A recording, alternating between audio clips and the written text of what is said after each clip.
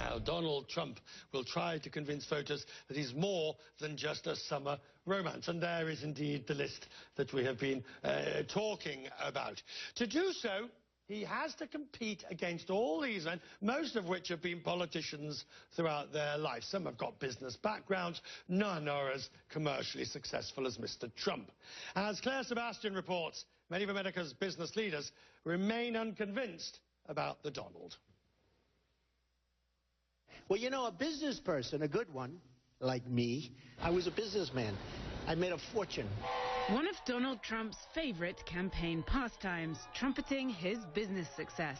Even as these controversial comments on immigration, they're bringing crime, they're rapists, led to the severing of several key business partnerships. Trump's brand has taken more than a few knocks in the early stages of the campaign, and his fellow business leaders, many of whom have admired his success for years, have been watching very closely. Whether they still admire him, well, that is dividing opinion. On one side, we have Mitch Goldstone, president and CEO of e-commerce company ScanMyPhotos.com. In an open letter published in July, he accuses Trump of, quote, tarnishing America's reputation abroad and damaging what is taught in business schools.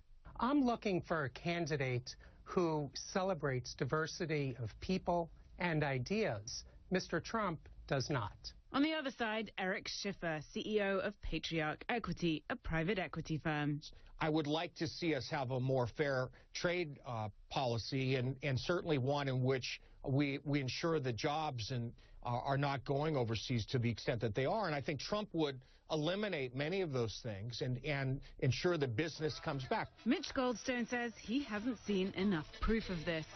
I'm looking for someone that embraces and supports small businesses. If you go to Mr. Trump's website, there's no policy statement, there's a donate button, and there's a list of all of his properties that he owns. I'm a big job producer, I'm a big builder. For Eric Schiffer, the Trump bluster is part of the appeal. We're still talking about him, we're talking about his brand, and some might say that that is in and of itself a genius capability. History has shown relatively few U.S. presidents started as entrepreneurs.